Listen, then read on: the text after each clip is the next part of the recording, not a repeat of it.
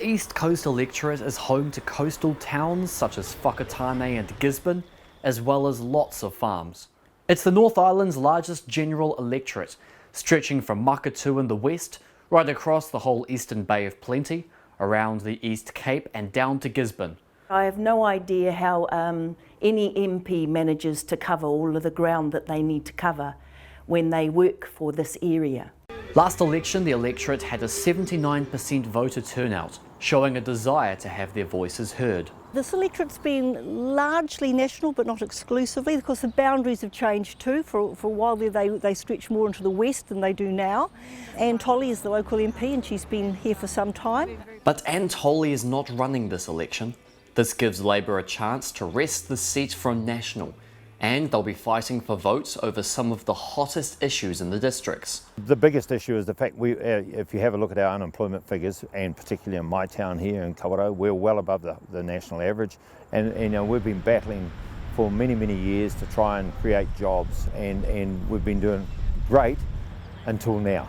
And now all of a sudden you take it's sort of like walking up a shale slide. You take 5 or 6 steps forward and take six back, and it's just, it can be quite frustrating. That's the job though, that's the job we have. The median income for Opotiki people is between 20 and 21,000, which is lower than the national average, but down the coast it's only 16,000. I think that the government in this last triennium has, through the Provincial Growth Fund, has given us some great opportunities, but they created challenges at the same time. So the two challenges that have come off the back of that is workforce development.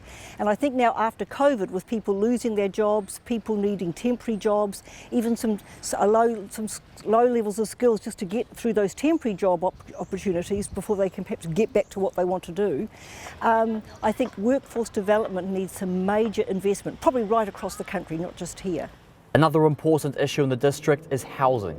According to Statistics New Zealand, almost half of Eastern Bay of Plenty residents consider housing to be varying degrees of unaffordable. That's something I think that the election is going to be focusing on in this area. Anybody that's homeless or hasn't got a roof over their head in the 21st century is just not acceptable in New Zealand as far as we're concerned. So that's a big one for us. I'm the generation that got help from the government to get into my first house. We don't do that anymore. And so my question, we know for a fact that older New Zealanders who have managed to own their own home by the time they retire are way better off than elderly people who didn't. And therefore home ownership makes sense economically for us. And so I think the government should be really re-looking at what will it do to help young people who haven't previously owned a home get their foot on the first rung of the ladder. I think that's a really important thing. Like most of New Zealand, the farming sector favours National, and the towns usually favour Labour, but not always. I believe when it comes to voting, we have to each look at how the parties are positioned on how they'll look after the people, how they will enable the people to do what they want to do. We know what we want to do. We have iwi who know what they want to do, even before settlements. They know where they're going, they have a vision for their people, so do we. We're sort of what we call swinging voters because it depends on what the population is, and this is a Labour stronghold. It always has been with the mills, obviously. We've got some great things. People are really taking the initiative. We want to make sure that government comes in behind those, that really good intention that we have to support it and make sure that it succeeds. Whoever wins here, one thing is for sure.